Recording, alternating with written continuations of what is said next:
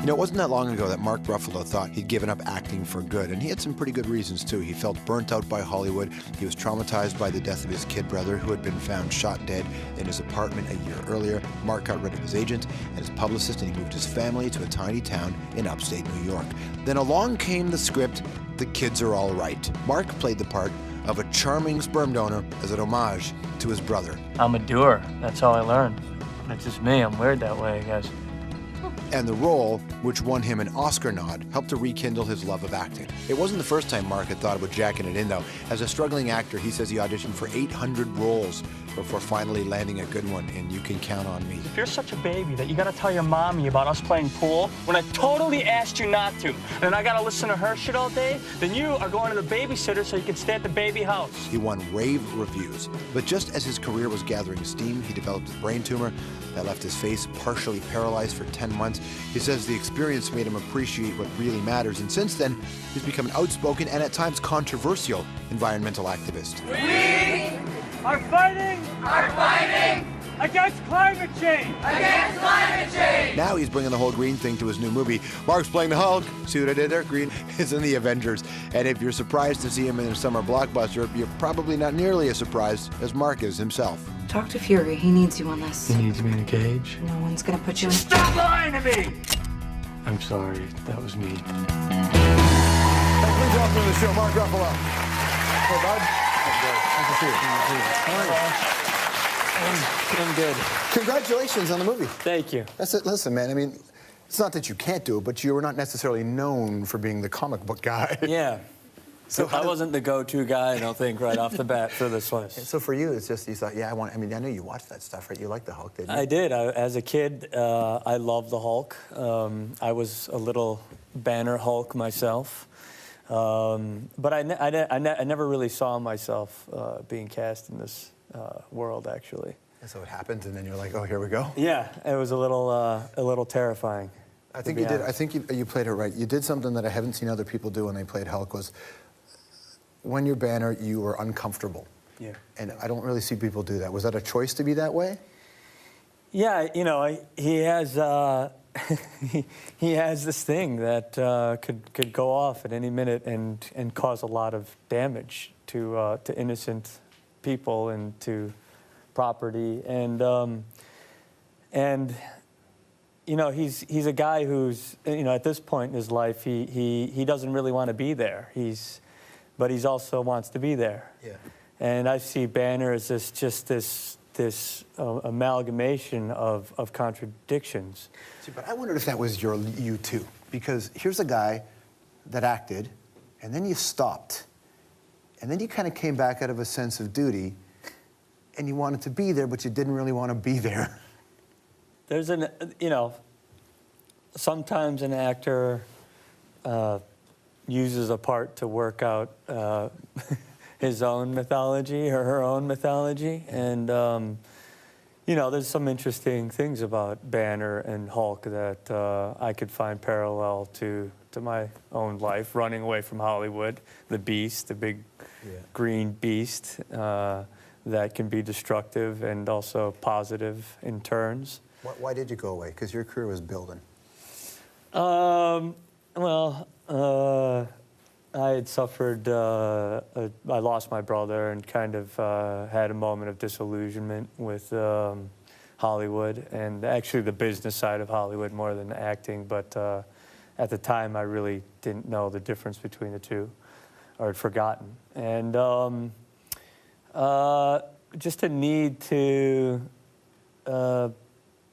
recalibrate, rethink, understand and my relationship to what I did. And I had 3 small children, and I wanted them to have a chance to climb trees and catch salamanders and frogs.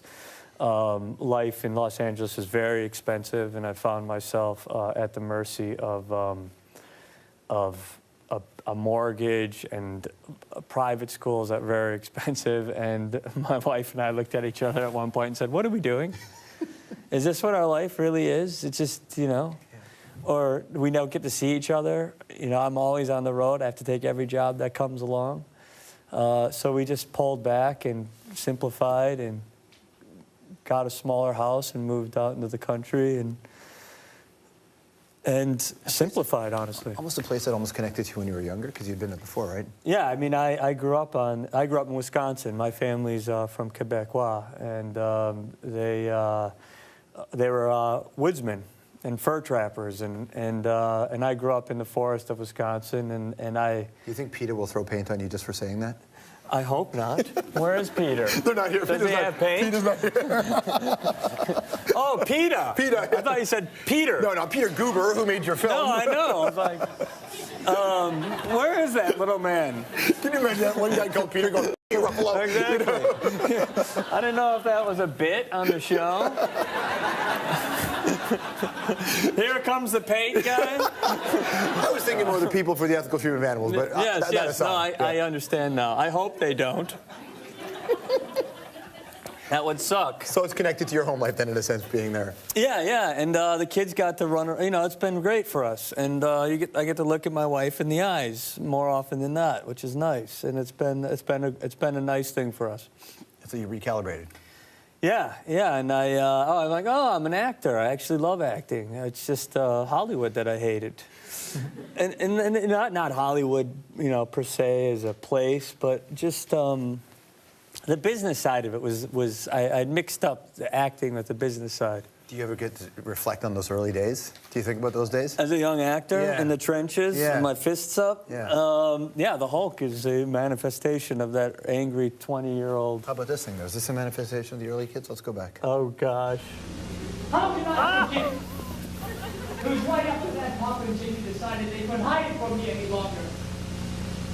Jamie told me, and I called him a liar, Mom. I called him a liar.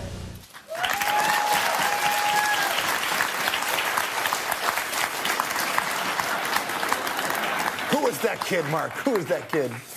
That was a very passionate, ambitious, hardworking young actor who was very poor. Hopefully the Avengers will change I love that kid. Are you close to that kid yet? I'm finally coming to peace with that kid. I heard that, you know, the kids are all right, that after your brother passed away and you came back, you took that movie kind of because the character was kind of him in a way. Yeah. That was my homage to my little brother, who was very much like that character. You know, just a love of life. He devoured life, and very sexy and very free with himself, and fun, a lot of fun to be with, and yeah, that was my my homage love poem to him. You've now become a bit of in a way, a spokesperson. You're stepping up for some issues in your own backyard, aren't you? Yeah.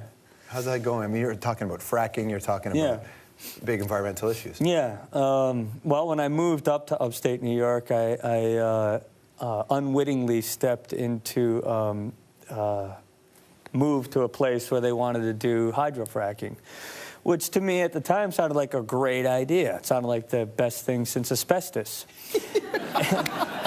And it was going to create jobs, and it was going to make us energy independent. And it sounded really good, you know.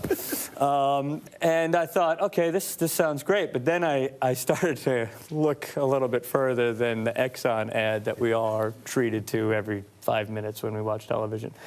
And I started to see a more ominous picture arise where, you know, I started to go to the communities where this was being done. And I went to a community with Robert Kennedy Jr. And these poor people, it was like 50 of them, were gathered around, and they literally thought Robert was Jesus Christ himself come to save them.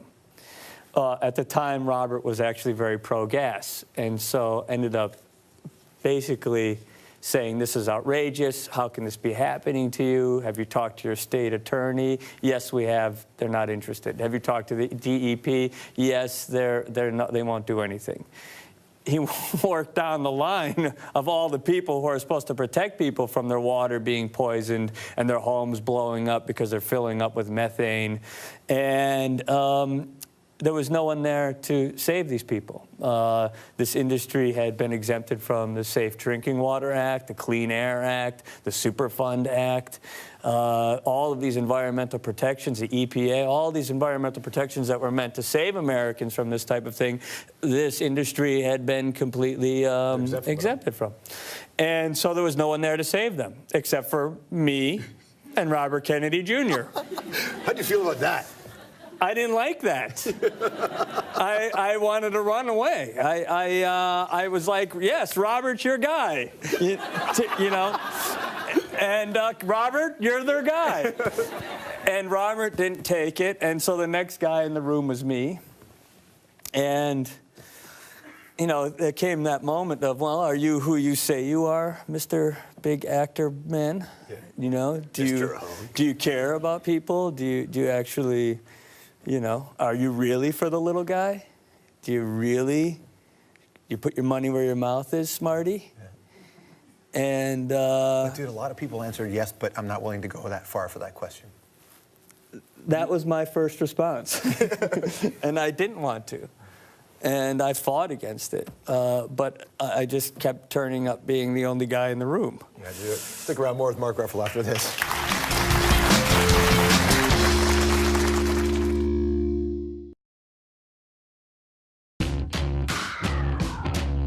Things have been kind of tough, you know. It's me out of work, and Louise worried about how we're going to take care of Jamie. I guess she just snapped. The doctor said she was just depressed after the baby. All she needed was a few weeks, and she'd get over it, but... Where's she now? Oh, she's out looking for Jamie. I mean, we both were, right? But then I came back, you know, I thought maybe somebody would call. You fell. 1994, you and Paul. That's my first job. That's your first job? That's my first job. 1994, Due South. That's right. That was my first paid acting gig. What did it feel like? Who was the first call you made when you got it? My grandpa. What'd you tell him? Grandpa, I got a job. No, you know what? It's actually my mom and dad, but my grandpa was next. But my grandpa was like, what are you doing? You're such a smart boy. What are you crazy? No one makes it in acting. I'm dying for you. Is that what you needed? Actually, he called me crying. You did? Yeah. I called him. I told him I got it. He's like, oh, that's good, you know. But then he watched it, and I got a message from him, and he called me, and he was sobbing. Oh man, heavy. And he was sobbing, and then finally he's like, I love you. I'm sorry. I'm sorry. You got it. I didn't think you had it, but you got it. I couldn't have done it better myself. That's the story of your life, isn't it? That is the story of my life. Now the fanboys are saying the same thing. What's saying that about you? What is the genesis of the term being ruffaloed? Ruffaloized? Yeah, ruffaloed. Ruffaloed. Ruffaloed is when you have what seems to be bad luck that actually turns into good luck later. It's like getting a brain tumor, but then it being like the best thing that ever happened. That's actually your life. Yeah. So my friends have a term, getting ruffaloed. You know, it's like...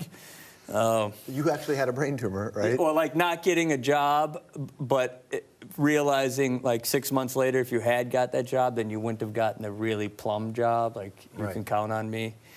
It was a series of things that appeared as bad luck in the beginning, but would turn into good luck later. What's the good luck from the brain tumor? I just learned. I mean, that was a bad example. Brain tumor sucks. Brain tumor sucks. Who wants a brain tumor? It's amazing. You're not going to believe how great a brain tumor is. No, but okay, so I got a brain tumor. I think I'm going to die, but it was like the best of the worst. I didn't die, but I learned a lot about myself. What's the best thing you learned about yourself? That I could survive a brain tumor. It's a pretty good thing. It's great to see you, man. You too, man. Really appreciate it. Mark Ruffalo, everybody, the Avengers. We'll be right back.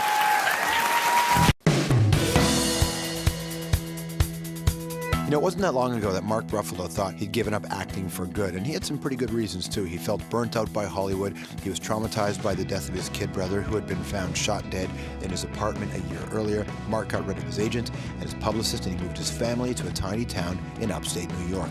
Then along came the script, The Kids Are All Right. Mark played the part of a charming sperm donor as an homage to his brother. For Blockbuster, you're probably not nearly as surprised as Mark is himself. Talk to Fury. He needs you on this. He needs me in a cage. No one's gonna put you in. Stop lying to me!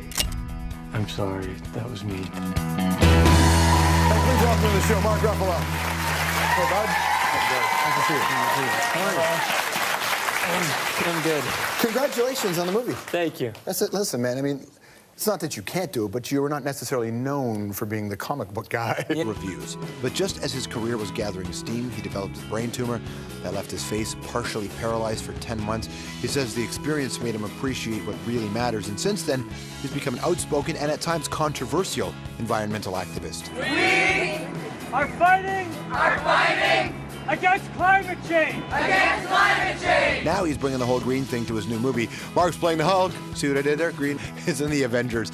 And if you're surprised to see him in some... I'm a doer. That's all I learned. That's just me. I'm weird that way, I guess.